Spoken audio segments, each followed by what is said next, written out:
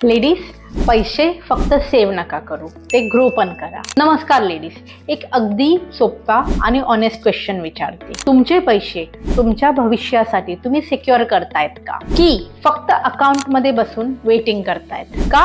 कारण saving important आहे, पण फक्त सेव्ह करून इंडिपेंडन्स, फ्रीडम येत नाही. आपल्या पैशा बाबतीत आपण लेडीज लोक काय करतो? पहिले घर, मुलं, घरचा खर्च म्हणजे फॅमिली, आणि शेवटी माझा नंतर बघू. पण लेडीज, तुमचं फ्युचर तुम्हाला स्वतःलाच सिक्युअर करायचंय. तुमच्यासाठी दुसरं कोणी करणार नाही. फर्स्ट टाइम इन्व्हेस्ट करताना फिअर असतो, भीती वाटते, मार्केट रिस्की आहे, मुझे कुछ समझ में नहीं आता, चुकीचं डिसिजन घेतलं तर काय, अरे पैसे डुबले तर लोक काय बोलतील, मला कोणतरी 2 गोष्टी सुनवेल, मग गेला माझा कॉन्फिडन्स. सो लेडीज, रिलॅक्स, काही हरकत नाही. आपण टप्प्याटप्प्याने इन्व्हेस्टमेंट शिकू आणि मग ती करू. तुम्ही ठरवा की तुम्हाला पैसे एका वर्षात लागणार आहेत, मुलांच्या फीससाठी तुम्हाला प्रोव्हिजन करायचे, इन्शुरन्स प्रीमियम्स भरायचे आहेत, की तुम्हाला तुमचं वेकेशन प्लॅन करायचंय, किंवा स्वतःचं रिटायरमेंट प्लॅनिंग करायचंय का? कारण ते तर येणारच आहे. आज 10 वर्षानंतर, 20 वर्षानंतर, 30 वर्षानंतर तुमच्यासाठी तुमच्या रिटायरमेंटचं प्लॅन कोण करणार आहे? तर ह्या सगळ्या प्लॅनिंगसाठी तुम्हाला एक पर्सनल कोच किंवा एक ॲडवायझरला भेटणं खूप गरजेचं आहे, जी तुम्हाला आयुष्याच्या प्रत्येक टप्प्यावर तुम्हाला सल्ला देईल. कुठे इन्व्हेस्ट करायचं, कसं इन्व्हेस्ट करायचं. एक उदाहरण घ्या की तुम्ही म्युच्युअल फंडमध्ये इन्व्हेस्ट करू शकता. म्युच्युअल फंडमध्ये सोप्या भाषेत म्हटलं तर काय, की एक स्कीम असते. तुम्ही ज्या स्कीममध्ये इन्व्हेस्ट करता त्या प्रत्येक स्कीमचा एक फंड मॅनेजर असतो, जो डिसाईड करतो की कोणते स्टॉक्स विकत घ्यायचे, कुठे इन्व्हेस्टमेंट करायचं, आणि लॉंग टर्मसाठी आपण इन्व्हेस्टमेंट करतो म्युच्युअल फंडमध्ये.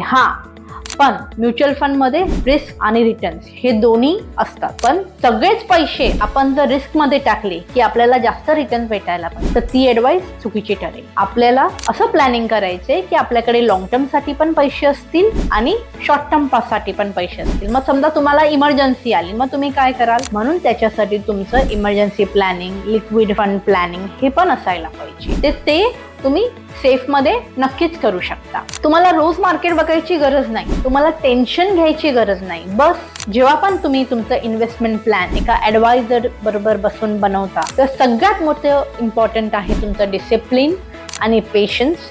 इन्व्हेस्टेड राहणं. 2000, 5000, 10,000ची तुम्ही SIP करू शकता फॉर लॉंग टर्म. जसं तुम्ही शॉपिंग, सलॉन, ऑनलाईन ऑर्डर्स सगळं मॅनेज करता, तसं तुमचं म्युच्युअल फंड इन्व्हेस्टमेंट, SIP हे सगळं मॅनेज होऊन जातं एका प्रॉपर सल्लागाराच्या सल्ल्याने. तुम्हाला मोठे पैसे लागणार असं वाटतं, पण तसं नसतं. स्मॉल अमाऊंटने पण तुमचं मोठं फ्युचर तुम्ही बनवू शकता.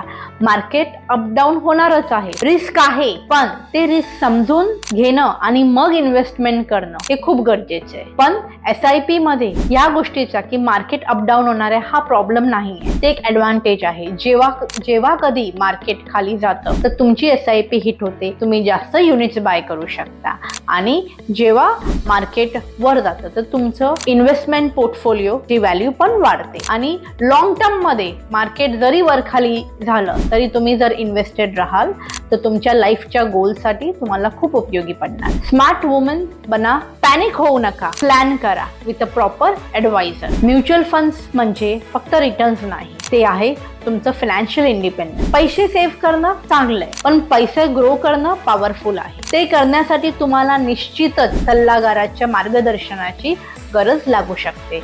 कारण आपल्याला फक्त एका वर्षासाठी, 2 वर्षाच्या टाइम होरायझनसाठी इन्व्हेस्ट करायचं नाहीये.